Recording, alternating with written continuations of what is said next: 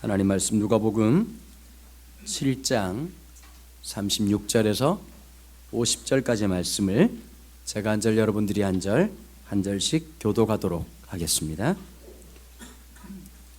자, 누가복음 7장 36절 말씀 먼저 읽도록 하겠습니다.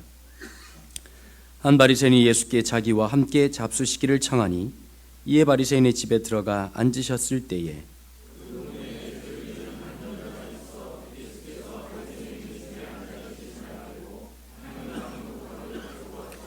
예수의 뒤로 그 발 곁에 서서 울며 눈물로 그 발을 적시고 자기 머리털로 닦고 그 발에 입 맞추고 향유를 부으니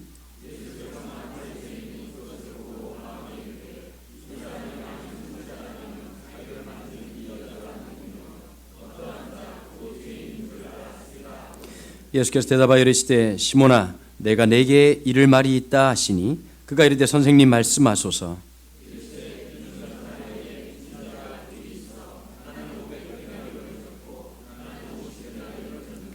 갚을 것이 없으므로 둘 다 탕감하여 주었으니 둘 중에 누가 그를 더 사랑하겠느냐.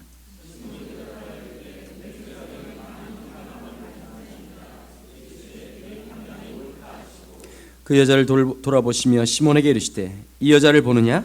내가 내 집에 들어올 때 너는 내게 발 씻을 물도 주지 아니하였으되 이 여자는 눈물로 내 발을 적시고 그 머리털로 닦았으며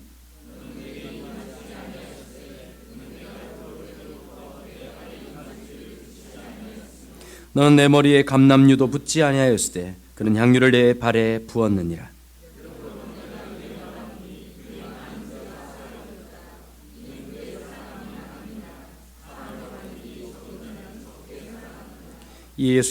이에 여자에게 이르시되 내 제사함을 받았느니라 하시니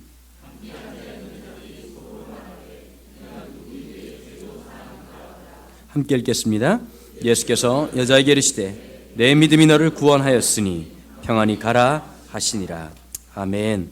누가복음 강해의 49번째 시간입니다. 사랑과 사죄란 제목으로 이문시 목사님 말씀 전해 주시겠습니다.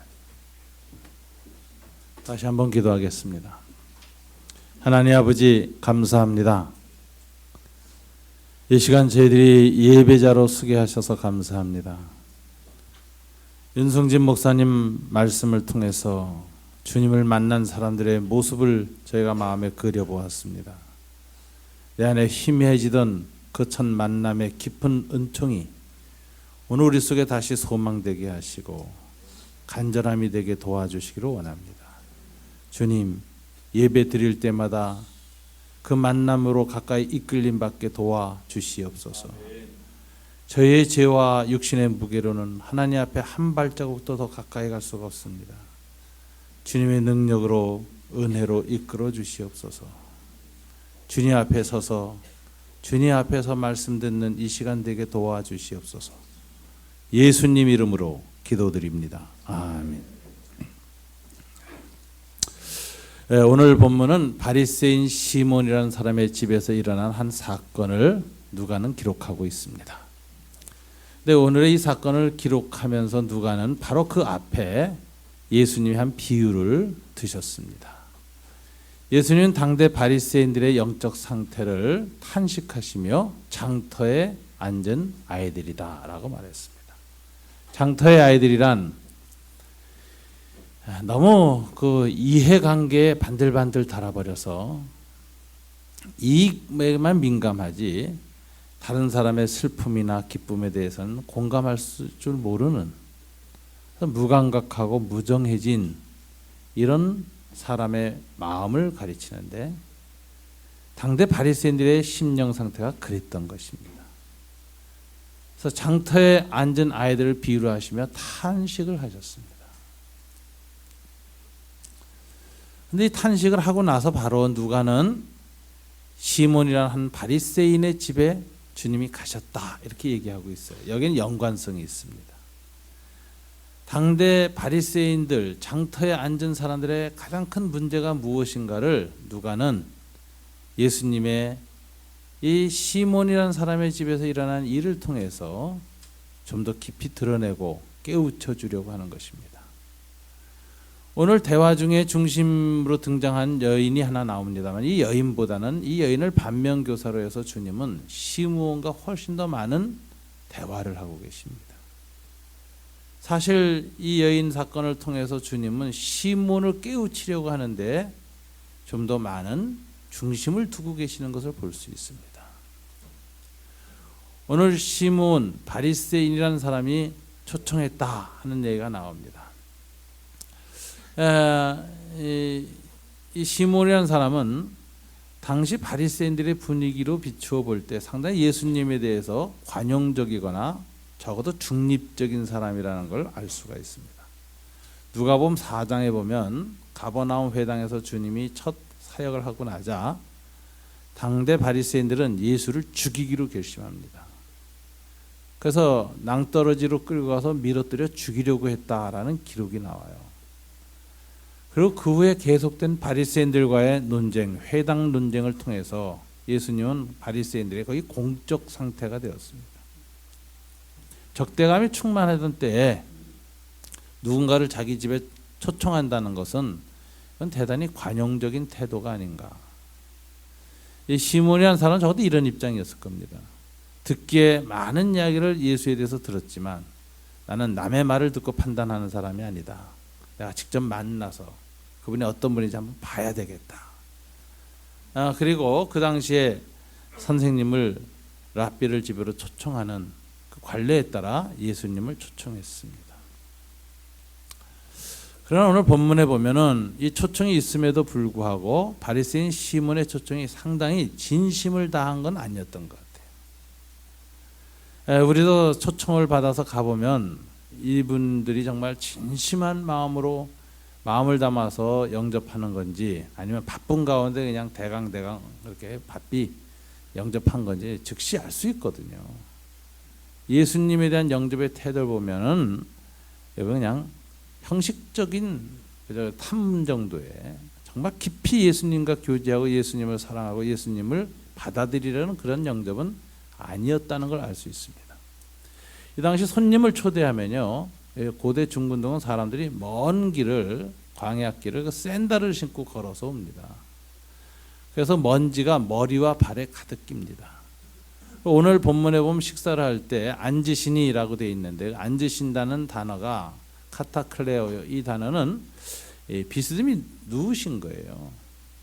유대인들 식사법이 우리처럼 책상에 딱 이렇게 밥상에 앉는 것이 아니라 바닥에 비스듬히 눕습니다.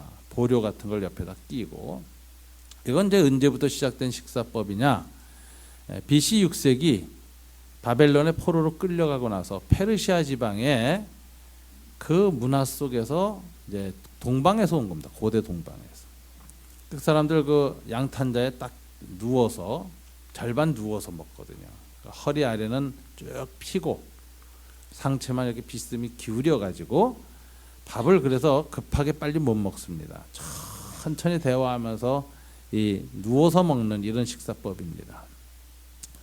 이런 식으로 이제 누워서 먹을 때 제일 문제가 되는 게 첫째가 발입니다. 샌들 신고 온 그 발이 먼지가 덕지덕지 끼고 시커멓게 된 상태 속에서 발을 탁 올려놓고 다 드러내 보이고 앉아서 먹으면 그 아주 비위생적이고 밥맛이 떨어지죠. 옛날 요즘 사람들은 발 모양이라도 이쁘죠. 옛날 사람 발 아주 투박했습니다. 그래서 손님이 오면 제일 먼저 주인이 하는 일이 종을 시켜서 좀 부잣집이면 온 손님의 발을 씻겨드리는 겁니다. 아니면 신분이 귀한 사람, 임금님이나 주인이 오면 종이 직접 신하가 씻겨드립니다. 예수님이 나중에 발 씻는 의식을 제자들에게 한 걸 볼 때에도 내가 종이 상전을 섬기지 않았느냐, 종됨을 강조했는데 그때 보면 그것이 그 당시 종들을 통해서 드러났던 한 예법입니다. 영접하는 겁니다. 식사할 때 발을 씻깁니다. 그리고 손은 물론 결례의식에 따라 또 깨끗이 씻지요. 그리고 머리는 흐트러져 있고 먼지 묻어 있으니 가다듬어 주는데 그 당시 이 팔레스타인 지역에는 올리브 나무, 이거 감람나무가 굉장히 많았고 감람유를 짜는 것이 특산품입니다. 흔했습니다.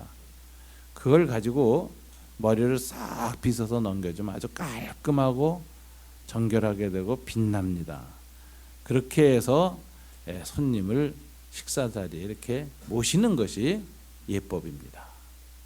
근데 오늘 본문을 보니까 바리새인인 시몬이 그걸 안 해요. 종을 통해서 씻겨주지도 않고 머리를 빗겨드리지도 않고 그냥 손 정도만 씻었을 것 같습니다. 음식을 먹어야 되니까. 그리고 턱 이렇게 앉혔는데 주님이 앉으면서도 느끼지 않았겠어요? 야, 이 시몬이 나를 식사에 초대했지만 초대한 목적이 나 깊은 교제나 사랑의 교제를 하려는 게 아니라 이가 도대체 어떤 사람인가 탐문하려고 한 것이 아닌가, 이렇게 이제 여기는 그러니까 이제 마음 편하지 않은 식사 자리가 딱 된 겁니다. 주님도 불편했을 거예요. 그런데도 주님은 그걸 응하시고 가신 거 보면 주님은 이 바리새인들에 대한 여전한 애정, 그들을 돌이킬 것에 대한 노력을 계속 기울이시고 계시는 그런 열린 마음을 볼 수 있습니다. 이제 그러고 있는데 갑자기 장면 전환이 오늘 본문에 일어나죠. 어떤 사건이 터집니까? 한 여자가 문으로부터 이 시몬의 집에 조용히 눈치채지 못하게 들어와서 비스듬히 누워 계신 예수님의 등 뒤로 가서 섰어요. 그리고서는 갑자기 여인이 조용히 흐느껴 울기 시작하는데 그 눈에서 눈물이 떨어지는데 이게 보통 쏟아지는 게 아니야. 펑펑 눈물이 툭툭툭툭 떨어지는데 예수님의 발을 다 씻겼다. 마치 그냥 수돗물에서 물 나오는 것처럼 눈물이 주체 없이 흘러내리면서 예수님의 발을 적셨다. 사람들이 다 멍하니 쳐다보고 있어지 무슨 일인가. 그리고 이 여인은 그러자마자 곧바로 꿇어앉더니 자기의 머리털로 주님의 발을 씻겨냈습니다. 수건에는 머리털로 씻겨냈어요. 그리고서는 주님의 발에 입을 맞추었다고 하는데 그 입을 맞추는 것이 계속 입 맞춘 거예요. 오늘 본문에 보면 한 번 입 맞춘 게 아니라 계속 입을 맞춘 거예요. 지극한 공경과 사랑과 존경과 애정을 최대한으로 표현하는 아주 겸손한 이 방식으로 애정을 표시하고, 그리고는 그 주님의 발에 나드 옥합의 향유를 부었다. 이렇게 되어져 있습니다. 이건 굉장히 돌발적인 사건이었고 충격적인 사건이었습니다. 당시 문화에서는 이런 일이 좀 일어나기 힘듭니다. 우선 당시 랍비들의 그 가르침에 보면 여자는 랍비 곁에 4큐빗 안으로 들어오면 안 되게 돼 있어요. 성범죄는 안 일어날 것 같아요. 4큐빗이면 1.8cm입니다. 1.8m. 여자는 그렇게 가까이 안 되게 돼 있어요. 그 다음에 여자 제자를 랍비 공동체에 받아들인 적이 없습니다. 당시 유대 랍비들은 여자를 제자로 두지 않았어요. 근데 예수님은 여자들을 가까이 와도 아무 말도 안 하셨고, 그 다음에 또 심지어는 여자를 제자 공동체 일원으로 받아들였어요. 얼마 전에 우리 이 목사님 설교를 하셨습니다마는 여자들이 많이 주님을 따르고 주님의 여행하는 전도 공동체, 방랑하는 제자 공동체의 일원이었습니다. 또 심지어는 베다니 마리아 이야기를 보면 베다니라는 마을에 가서는 마리아가 예수님의 발 앞에 앉아서 말씀을 들었다. 이건 예수님과 마리아 관계가 제자 관계가 됐다는 걸 의미하는 거예요. 예수님 이런 태도를 보면 당대의 약자들, 세리와 창기들에게뿐만 아니라 멸시받고 천대받고 남전여비 사상, 고대 가부장적 문화 속에서 소외되어 있던 여성들에 대한 태도가 당대 랍비나 일반 사람들보다 훨씬 친밀했고 열려져 있었습니다. 요즘 말로 하면 당대의 페미니스트였어요. 이런 태도를 가진 예수님인데 오늘 이 여자가 그 마을에서 제법 유명한 여자입니다. 이 여자가 딱 들어서서 눈물을 흘리는 걸 보는 순간에 그 안에 있던 많은 바리새인들이 저가 만일 선지자고 이적을 행하는 자고 그리고 제자들 가운데는 메시아일지도 모른다는 소문이 도는 그런 사람이라면 저 여자가 어떤 여자인지 알아서 가까이 오는 걸 허락하지 않았을 텐데 이러죠. 이건 무슨 소리냐면 죄인이라고 불리는 여자라는 것은 당대 죄인과 세리들의 친구로다. 예수님에 대한 별명 중에 하나인데 죄인이란 말은 여자에 대해서 쓸 땐 창기한테 쓰는 겁니다. 당시 랍비들은 죄인이나 세리, 여자 창기들이 가까이 오는 걸 허락지 못했고 옷기 스치는 것도 허락하지 않았습니다. 그러면 부정탄다고 생각했어요. 죄가 나한테 영향을 미친다. 하나님께 성결을 유지하는 데 굉장히 어려움이 된다. 그래서 어떤 공간, 특별히 식사하는 공간 같은 그 여자가 들어오는 거 허락해서는 안 되는 겁니다. 들어왔죠. 당시 바리새인들은 그 구원론이 율법을 지키면 구원받는다고 생각했어요. 그래서 평생에 율법을 많이 지킨 쪽이 이쪽에 있고 율법 못 지킨 쪽이 있어서 이제 저울로 달아봐요. 그래서 지킨 것이 더 많아서 이쪽이 기울어지면 천당 하는 거고 안 지킨 게 많으면 지옥 간다고 생각하는 이런 구원관을 갖고 있었는데 이 구원관을 행위 구원론, 율법 구원론 이렇게 얘기합니다. 도덕 구원론. 그다음에 조금 더 깊이 분석하면 지식 구원론이에요. 율법을 배워야 행할 수 있어요. 근데 이 당시 바리새인들은 세리와 창기한테는 율법 교육을 근원적으로 허락하지 않았습니다. 이런 걸 하나님 나라 원천 봉쇄라는 데는 못 들어간다. 당시 세리들은 자기네들의 민족적 지조를 팔아서 로마인의 주구가 되어서 잘 먹고 살았고 창기들은 자기 혼자 힘으로 살아남을 수 없는 사람들이 창기가 주로 됐습니다. 고대 가부장 문화에서 여자가 남편이 죽거나 아버지가 일찍 죽고 자식이 없으면 혼자 생존할 길이 없어요. 오늘날처럼 여자가 경제적으로 혼자 살 수 있는 공간이 안 열려 있던 시대입니다. 딱 하나예요. 몸 파는 거예요. 그런데 형식적으로는 유대 공동체에서 유대인들은 매춘이 금지되어 있습니다. 범죄 행위예요. 그래서 주로 매춘을 누구한테 했느냐? 그 아라비아 상인들 지나가는 아람 사람들, 이방인들, 로마인들, 그리고 로마의 귀족들 가운데에서 잔치를 할 때 이 창녀들을 불러가지고 춤추게 하고 온갖 향연을 베푸는데 그런데 동원되는 것이고 특별히 로마의 군인들은 가족을 떠나서 왔기 때문에 창기와 잠을 자는 것이 아주 정상적인 군사를 위로하는 방식이죠. 근데 거기에 불려가는데 제법 유명한 여자인 것 같아요. 그 당시 잘 나가는 창기였습니다. 그래서 그 마을 사람이 다 아는 사람이에요.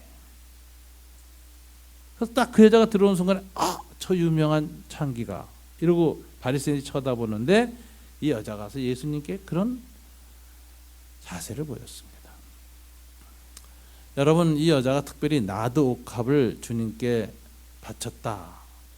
그것도 머리가 아니라 그 당시의 예법은 감람유를 머리에 바르는 건데 옥합 향유를 발에다 발랐다. 이건 굉장히 충격적인 예수님을 영접하는 태도입니다. 이 나드 옥합은 우선 값이 비싸요. 요거하고 비슷한 사건이 예수님이 십자가에 죽으시기 일주일 전에 베다니에서 일어나고 베다니 마리아라 그러는데 나자로의 동생 마리아가 예수님께 옥합을 깨는 행위가 나옵니다. 그래서 이 사건하고 그 사건에 대한 해석이 분분해요. 왜냐하면 이게 복음서에 다 나오는 사건이에요. 향유 옥합을 한 여자가 깬 사건이. 근데 마태, 마가, 요한은 다 시점이 예수님이 십자가에 죽으시기 일주일 전 사건이에요. 그리고 장소도 베다니예요. 그리고 마리아라고 이름이 딱 정해져 있어요. 근데 오늘 본문 사건은 마리아라는 이름이 없습니다. 한 죄인인 여자 이렇게 돼 있어요. 그리고 시점이 공생의 초기입니다. 가버나움에서 일어났어요. 그것도. 그래서 학자들 가운데 한 사건에 두 가지 버전이 전승된 거 아니냐 이렇게 보는 사람들은 주로 자유주의 신학자들, 리버럴한 사람들이고 보수적인 입장에서는 이거는 한 사건에 두 가지 전승이 아니라 두 사건이다. 시점과 이게 다르다. 이렇게 이제 보는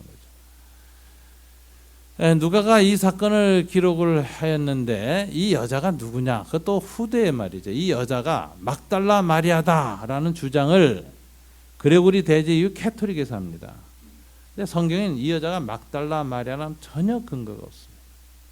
막달라라는 말이 지명이거든요. 고대 마리아라는 이름이 아주 흔한 여자 이름이었습니다. 그래서 구분을 하려면 막달라 마리아, 베다니 마리아, 그 살고 있는 동네 앞에 돼야 돼요. 그래서 막달라라는 집, 그 도시에 살던 마리아하고, 또 전설에 의하면 마리아는 7 귀신 들렸던 사람이고, 성경에 그렇게 되어 있고, 또 부자였던 걸로 되어 있어요. 그래서 예수님께 귀신 쫓김받고 구원받은 여자가 막달라 마리아인데, 이 여자는 아닌 것 같아요. 근데 이제 그래서 우리 찬송가에 보면 막달라 마리아 본받아서 뭐 주님께 향유 옥합 드린다는데, 그거는 성경하고 좀 잘못된 찬송입니다. 예, 노래 부를 때마다 속으로 바꿔 불러요. 베다니 마리아 본받아서 이렇게 부르면 돼요. 자, 이 여인의 이 태도 중에서 가장 놀라운 건 나드 옥합 향유를 주님의 발에 부은 사건이 충격적인 것인데, 이건 베다니 마리아가 그렇게 했을 때에도 굉장히 논란이 일었죠, 제자들하고. 왜 그러냐면 이 500데나리온 정도 값이 나간다라고 그 요한복음에 기록되어 있고 돼 있는데, 여러분 나드 옥합 500데나리온 값이 얼마냐? 한 데나리온이 당시에 하루 일용 품삯입니다. 요즘 일용 품삯 얼마 받을지 모르지만 한 8만 원 계산하면은 쉽게 500데나리온이면 4천만 원입니다. 이거를 그냥 쏟아 부었어요. 이 여인이 창녀 일을 하면서 나드 옥합을 모았다는 게 이게 도대체 무슨 의미인가? 이게 한번 생각해 봐야 돼요. 성경에 나드 옥합은 어떤 때에 쓰여진다고 나오는가? 성경에 딱 한 구절 나오는데 아가서 2장에 나와요. 술람미 여인이 솔로몬이 왕이 남편이 되어서 첫날 밤을 보낼 때 왕이 내침상에 앉았을 때 나드 옥합 향유가 그 향기를 토하였다, 이런 식기가 있어요. 그러니까 이 식기에 따라서 그 당시 이 아가서 같은 것은 이스라엘 여자들이 아주 즐겨 부르던 노래인데, 그 식기가 유명한 식기이기 때문에 이 당시 팔레스타인 여자들, 유대인 여자들은 시집 갈 때 지창금으로 나드 옥합을 준비합니다. 이게 많이 준비한 사람은, 그 옥합에 이 향유가 많이 모인 사람은 부자고, 적게 모인 사람은 또 나름대로 향유를 모아요. 그리고 이것이 지창금이고, 특별히 첫날 밤에 신랑한테 쓰는 겁니다. 근데 이 여자가 창기라는 직업을 가진 이상 시집갈 가능성이 없겠죠. 그런데도 이 여자는 향유 옥합을 모으고 있었습니다. 꽤 많이 모았어요. 자, 창기인 여자가 첫날 밤 신부가 신랑에게 바치는 자기 사랑과 존경과 헌신의 표시로 드리는 이 향유 옥합, 그 신랑을 단장해 주는 직접 이 향유 옥합을 모았었다는 건 뭘 의미하는 걸까요? 저는 여기는 굉장히 상징이 있다고 생각해요. 향유 옥합은 이 여인의 내면에 있는 아주 깊은 상징이다라고 생각해요. 제가 그분 생각이 안 납니다. 오늘 일부 예배 설교할 때 갑자기 이 예화가 생각났기 때문에 제가 찾아볼 수 없었는데, 제가 정신대 할머니 돌아가셨을 때 그 장례식에 참석한 적이 있어요. 근데 그 친구 정신대 할머니가 이렇게 얘기하더라고요. 장례식장에서 죽을 때 꼭 쥐고 있었던 것이 있대요. 뭘 쥐고 있었느냐? 옥양목으로 만든 아주 낡은 손수건이에요. 하얀 손수건. 늘 깨끗하게 빨아서, 늘 옛날 방식으로 풀을 먹여서 대리미로 데려가지고 곱게 접은 것을 꼭 쥐고 다녔는데, 이걸 쥐고 죽었어요. 이 할머니가 꼭 붙들고. 근데 그 손수건은 위안부로서 일본에 끌려가서 징용당할 위안소에 있을 때부터 갖고 다녔던 거예요. 낡은 하얀 깨끗한 손수건을 쥐고 죽었다. 저런 거 상징이 있다고 생각해요. 그 할머니가 어쩔 수 없이 끌려와서 그런 상태 속에서 능욕을 당하고 치욕과 더러움 속에서 몸을 떨면서 견딜 수 없는 아픔을 겪고 살았지만, 마음속에 자기 내면과 영혼에 이건 내가 원해서 내가 스스로 한 것이 아니라는 그 자기 내적인 순결을 상징하는 어떤 상징이 아니었을까. 하얀 손수건을 젓고 말고 데리면서 쥐고 있을 때마다 자기 내면의 순결을, 순수함, 내 영혼의 어떤 무엇인가를 확인하고 되새기는 아주 그런 그 아주 실존적인 상징이 아니었을까 이런 생각을 해요. 근데 향유옥합의 여인의 이 얘기를 들으면서 제 마음에 바로 향유옥합은 여인에게 무엇이었을까? 바로 그 하얀 손수건 같은 게 아니었을까? 수많은 이방인들에게 몸을 내주어 가면서도 이 여인 속에는 뭐가 있었는가? 순결지향성이 있었던 거예요. 포기할 수 없는 영혼의 갈구. 내 존재가 살아있는 한 항상 회복하고 싶은 그 무엇. 현재의 삶에 이것이 나의 전체가 아니라는 자기 정체성에 대한 인격적 고백이 하얀 손수건으로 향유옥합으로 나타난 것이 아닌가. 이 여인의 아주 절박한 내면을 보여주는 것이 하얀 이 향유옥합이었을 겁니다. 근데 이 여인이 와서 자기의 실존적 정체성을 상징했던, 그래서 모아왔던 그것을 통해서 자기 삶에 대한 의미를 견뎌내고 현실의 삶 속의 모든 치욕과 오욕과 더러움을 이겨낼 수 있는 유일한 힘이었던 그것 하나를 가지고 버텼던 그것을 오늘 주님께 발에다 쏟아부었습니다. 이 사건이 딱 일어나자 주님은 바로 이 사건을 어떻게 해석하느냐, 이 사건을 어떻게 해석할까? 오늘 본문에 보면 시몬, 바리새인 시몬한테 딱 시선을 고정시켜서 하는 말을 보면 이것을 영접으로 해석합니다. 시몬아, 나는 네 집에 들어왔을 때 네가 내게 발 씻을 물도 주지 않았다. 주님 대조를 시작해요. 그러나 이 여인은 눈물로 씻었다. 너는 내게 수건 한 조각 주지 않았다. 그러나 이 여인은 머리털로 나를 씻겼다. 너는 내게 와서 존경과 사랑의 표시로, 그 당시 종이나 또는 주인을 할 때도 임금이 오면은 그 씻긴 다음에 씻은 발등에다 입을 이렇게 대거든요. 존경의 표시, 아주 극진한 존경. 고대 중동 문화죠. 지금도 여러분 바티칸 성당에 보면 예수님 상이 이렇게 있는데 수많은 사람이 그 발등에다 와서 키스를 해요. 캐토릭 성도들. 존 F 케네디가 캐토릭 교인이었죠. 교황 바오르가 왔을 때 어떻게 했습니까? 공항에서 내리자마자 그 발에다 엎드려서 입을 맞췄습니다. 그래서 미국 사람들 개신교인들이 막 들고 일어났었죠. 그 당시에. 미 대통령이 교황 발 앞에 엎드려서 공항에서 발에 키스를 하다니 막 이랬는데, 이게 아마 극진한 왕을 맞이하거나 아내가 남편을 지극히 사랑하고 존경한다는 표시거나 종이 주인을 맞이할 때 하는 표시인데, 너는 그거 내게 안 했다. 그러나 이 여자는 내 발에 계속 입을 맞췄다. 그리고 너는 내게 감람유로 머리를 다듬어 주지 않았는데 이 여인은 향유를 내 발에 부었다. 이렇게 대조적인 해석을 하는 걸 보면 이 여인의 행위를 주님 어떻게 해석한 걸까요? 깊은 영접. 여인이 남편을 영접할 때의 태도나 종이 주인을 영접할 때의 태도나 신하가 왕을 영접할 때 보이는 태도 이상의 영접을 이 여인이 했다. 근데 너는 내게 영접하지 않았다. 이 사건에 대한 주님의 해석은 영접이라는 관점에서 해석을 합니다. 그러면서 이렇게 얘기해요. 이 여인이 왜 이렇게 깊은 영접을 했을까? 왜 이런 놀라운 영접을 했을까? 그 당시 사람들의 상상을 초월한 이런 영접이 이 여인에게서 일어난 이유가 뭘까? 주님이 해석을 시작합니다. 그 해석이 바로 여러분 47절에 나오죠. 이러므로 내가 네게 말하노니, 주님 해석합니다. 영접의 이 그의 많은 죄가 사하여졌도다. 이는 그의 사랑함이 많음이라. 사함을 받은 일이 적은 자는 적게 사랑하느니라. 이 47절은 굉장히 모순적인 기절입니다.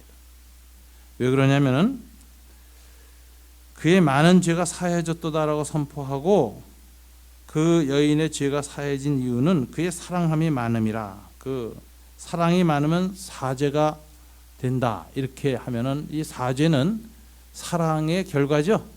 이 여인의. 그러면 이건 공로적 사죄입니다. 이거 캐토릭 좋아해요. 사랑이 많으면 죄를 용서받는다. 그래서 헌금도 많이 하게 되고, 하나님이 이 사랑의 표현을 돈으로 하면 죄를 용서한다. 이래가지고 캐토릭이 이제 있잖아요. 요즘 개신교도 캐토릭 담아서 그런 이야기가 설교 중에 많이 나오죠. 이 본문은 그렇게 악용될 수 있는 본문입니다. 이 본문을 그렇게 해석하면 주님의 사죄 교리에 크게 어긋난 논리가 돼요. 이 본문을 어떻게 해석해야 맞느냐. 그런데 여러분, 사람이 말을 할 때 주님도 그렇습니다만은 뒤에 말 이는이란 말이 이제 헬라어로 호티, 왜냐하면이라는 뜻이거든요. 원인을 밝히는 건데, 원인 밝히는 말을 할 때 중간에 삽입 귀절이 들어오는 수가 있어요.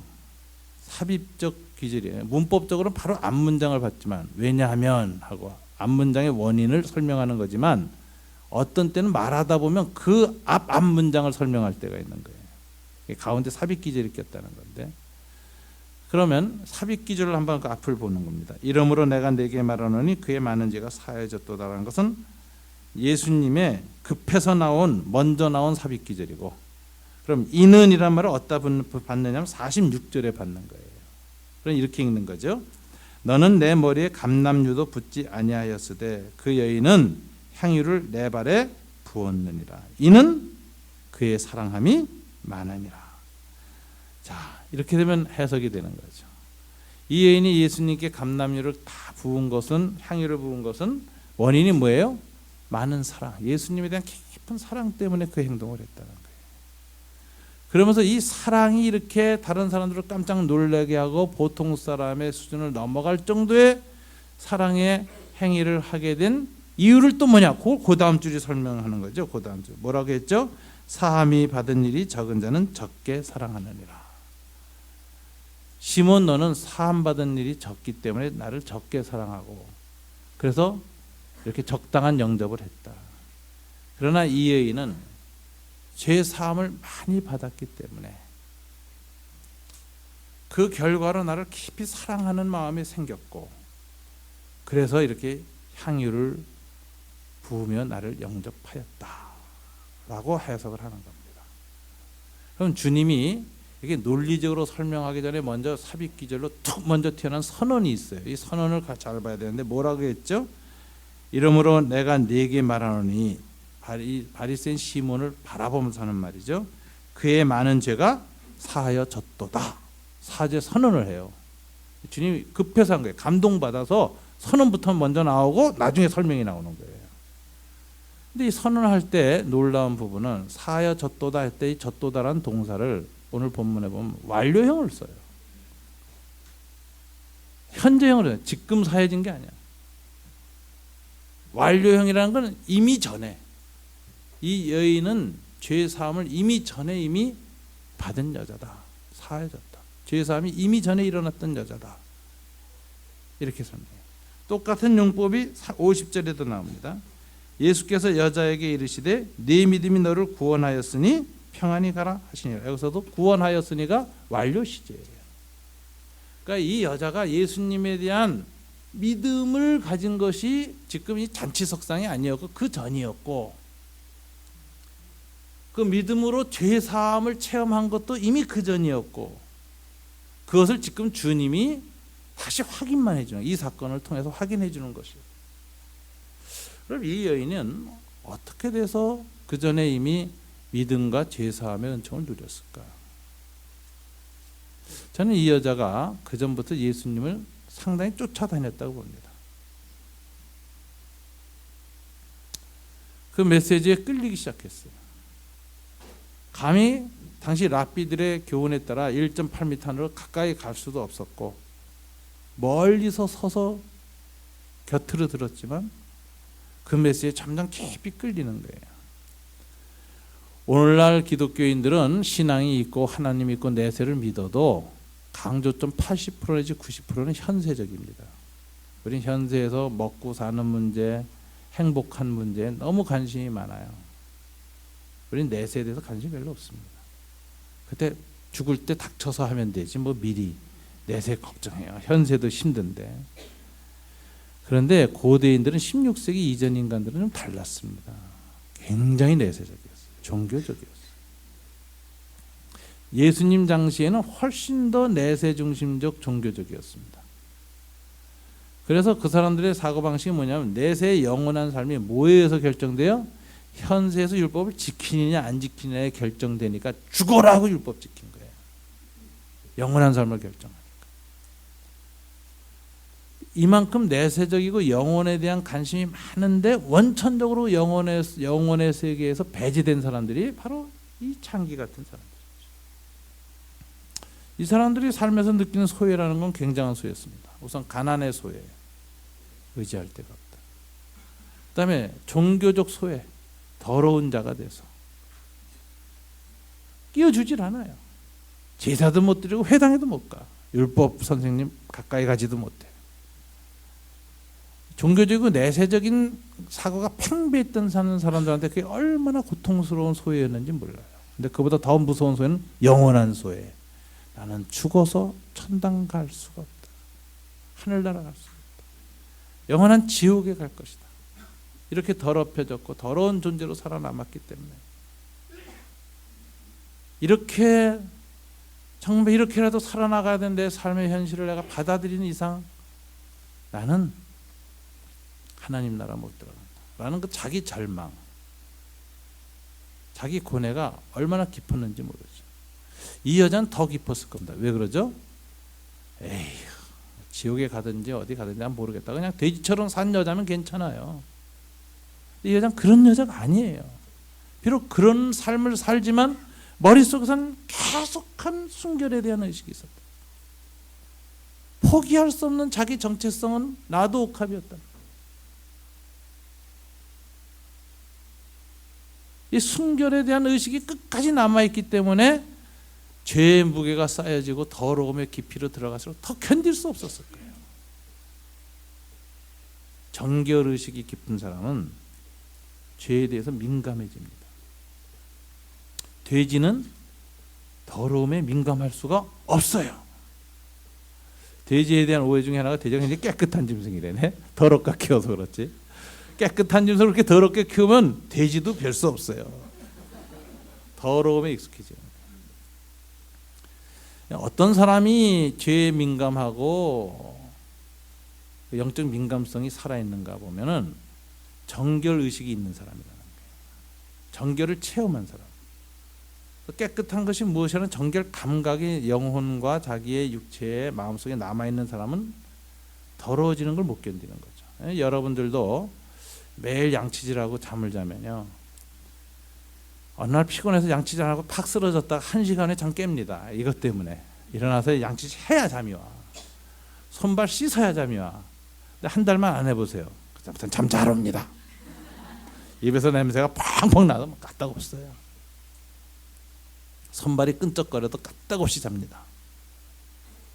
그래서 여러분, 정결 의식을 갖고 있고 정결을 지키려고 노력하는 사람일수록 더러움에 더 민감해지고 더러운 걸 못 견뎌요. 그래서 그것을 씻어내고 닦아내려는 윤리적, 도덕적, 영적 갱신이 일어나요. 정결의식이 있다는 거와 없다는 게 굉장히 중요한 겁니다.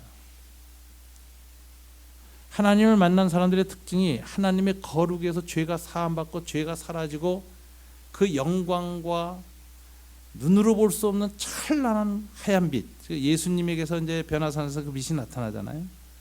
그 경험이 그들의 내면 속에 정결이라는 것을 만들어요. 예수님의 십자가 보혈을 통해서 하나님의 속죄의 은혜를 받은 사람은 그 체험을 하는 거예요. 사도 바울처럼 빛에 의해서 임했던 그 영적인 변화가 겪어진 거죠. 그래서 거기에 대해서 아주 끊임없이 사모하게 돼요.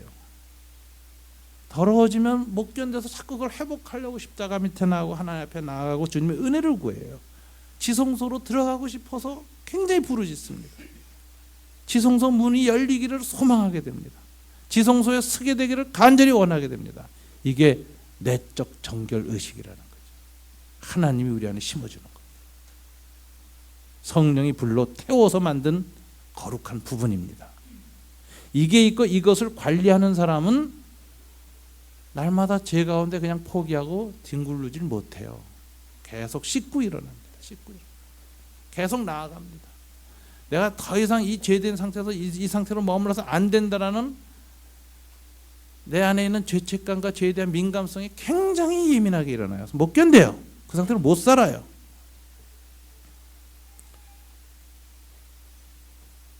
여러분, 이 정결의식이 이 여인에게 있었던 거예요. 향유옥합이라는 상징으로. 사도 바울도 예수 만나기 전에 그 정결의식이 있었죠. 로마서에서 보면 자기가 바리새인일 때의 고난을 얘기하는데, 오호라 나는 공고한 사람이다. 이 사망의 몸에서 내가 어떻게 구원을 받을까? 바리새적인 노력을 하면 할수록 죄의식은 깊어지고, 바리새의 율법의 의를 지키려면 지킬수록 내가 노력해서 이 죄를 씻을 수 있는 것에 대한 한계에 부닥치고, 내면의 양심은 나는 사망의 존재다라고 속으로 부르짖고 있어서 사망에서도 어떻게 구원받을까에 대한 비명이 안에 계속 있었는데, 예수의 십자가 사건을 듣는 순간에 그걸 깨달아지면서 풀려나고 회복되는 거죠. 이제 그리스도 안에서 내가 해방 자유함을 얻었다 이렇게 선언하잖아요. 그러니까 인간이 죄 가운데 있는 현실은 다 똑같아도 똑같은 그 현실 속에서 뭘 지향하느냐, 이게 굉장히 중요한 거예요. 내가 뭘 항상 회복하려고 내 아이덴티티, 내 영적인 내 존재의 본질을 끊임없이 추구하고 있느냐, 신음하는 영혼인가, 이게 중요한 거예요. 이걸 잃어버리면 그때부터는 정말 주님에게 토한 것을 도로먹는 돼지의 상태가 된 거죠. 더러운 상태로 가는 거예요. 이 여인이 이게 있었어요. 괴로웠어요. 유명한 창기에서 불려가면 불려갈수록 돌아와서 못 견디는 거예요. 그 더러움 때문에, 자기의 자아가 파괴되는 이 비참한 현실 때문에 견딜 수가 없었어요. 그랬는데 랍비들과 전혀 다른 한 랍비가 나타났어요. 이분은 율법을 배우지 않아도, 율법을 지키지 않아도 이제 하나님께서 대사면령을 내렸다. 나를 통해서 그걸 선포하라고 하셨다. 성령이 내게 임한 것은 그와 같은 죄인들을 구원하려는 하나님의 자유의 영이 임한 것이다. 이제부터 과거의 삶을 회개하고 하나님의 통치를 받아들이기로 결심하고 하나님을 영접만 하면, 하나님의 대사, 하나님의 아들, 하나님의 황태자로 온 예수님을 영접만 하면, 그분을 주인으로 왕으로 받아들이기만 하면, 그 전까지의 모든 죄에 대한 어떤 윤리적 대가나 도덕적 노력이나 애씀 없이도 무조건 사면한다. 이게 굿뉴스, 좋은 소식, 복음이라. 이 소식이 들릴 때 절망 가운데 있던 수많은 죄인들이 한가닥 희망을 보는 거예요. 만일 대사면이 시작된다면, 이게 정말 진짜라면, 이걸 통해서 내 영혼이 깨끗게 될 희망이 다시 있다면, 이건 정말 복음이다. 이 여인은 쫓아다니면서 예수의 설교와 말씀을 들었는데, 예수님이 말씀을 가르치고 하나님 나라의 능력으로 안진병이 일으키고 중풍병자 일으키고 소경을 눈을 뜨게 하고 문둥병자 깨끗게 하고 죽은 자도 살리면서 회개하라, 하나님 나라가 임하였다, 하나님의 통치를 받아들여라. 그러면 과거의 모든 죄에서 너희는 해방되고 자유롭고 용서받고 죄사함 받고 하나님의 자녀, 하나님의 백성이 이제 되는, 이런 놀라운 소식, 좋은 소식이 들리는 시대에 들어왔다. 삶의 대전환을 선포합니다. 이 여인 속에 그게 믿어진 거예요. 저게 진짜라면 나도 가능성이 있다. 받아들였는데 이 여인이 그 순간에 성령의 역사가 일어나는 거죠. 여러분, 월터 벤자민이라는 독일 철학자가 있어요. 미학 철학자인데, 이 사람이 쓴 유명한 용어가 있습니다. 뭔지 아세요? 미학 용어, 아우라라는 단어를 썼어요. 아우라가 있다 없다. 이 아우라라는 게 뭐냐면, 예술가가 예술 행위를 할 때 같은 시공간 안에서 청중과 연주자가 인격적으로 혼연일체가 돼서 그 공감력이 극대화되면서 나타날 때 받는 그 감동이에요. 그래서 이 바이올린 연주자의 그 얼굴 표정이나 이 근육이 찌그러지는 거에도 막 은혜를 받는 거야. 제가 은혜 받는다는 표현 너무 종교적이 돼서 죄송합니다. 감동을 받는 거야. 가슴이 막 떨리고 막. 이게 아우라거든요. 그래서 발터만은 그래요. 기계 문명의 발달로 CD라든가 비디오라든가 해서 이게 될수록 아우라는 종말을 구한다. 이렇게 얘기를 해요. 그래서 여러분들이 자녀들 교육시킬 때 되도록 문화 공연장에 많이 데려갔어요. 그러니까 CD나 비디오로 보여줘서 되는 게 아니에요. 아우라가 어떻게 왔는가를 그 안에서 혼연일체로 체험한 사람만이 나중에 아우라를 만들 수 있다 그래요. 다른 사람한테 아우라를 이가 있는 사람이 된다. 감동을 주는, 인격적 감동을 주는 사람이 된다. 공감 능력이 생긴다는 거예요. 공감성을 창출하는 사람이 된다. 여러분, 하나님 만난다는 건 그겁니다. 하나님 만날 때 하나님에서 듣기만 하는 게 아니라 호련히 주님과 하나가 되는 체험. 이게 임재의 체험. 하나님을 만나는 체험. 지성소에서 하나님 만난 그 모세나 이사야나 사도 바울이 겪은 그 체험이 있을 때 그 감동, 성령의 감동을 전할 수 있는 표정 있는 영혼이 된다는 거죠. 마네킹이 아니라 표정 있는 영혼이 된다. 하나님을 얘기할 때 얼굴 속에 그 인격 속에 하나님을 만난 그 첫 표정이 팍 살아나는 사람. 이게 아우라가 있는 사람인데 이거 하나님 나라의 아우라, 성령의 아우라예요. 이 여자가 겪은 거예요. 어느 순간인지. 주님 아셨어요. 어느 순간에 그 여자 그게 일어났다는 것을. 그래서 내 죄가 이전에 사하여졌다. 내가 그때 그 내 말을 믿음으로 너는 구원받았다. 이렇게 과거 완료형으로 선포하면서 주님 이렇게 얘기하십니다. 왜 이 여인이 예수님에 대해서 향유를 붓는 이런 사랑이 일어났을까? 원인은 죄 사함 받았기 때문에. 사함 받은 게 크기 때문에 그 큰 사랑의 표현이 일어났고, 바리새인 시몬아 너는 적게 사함 받았으므로 사랑도 적다.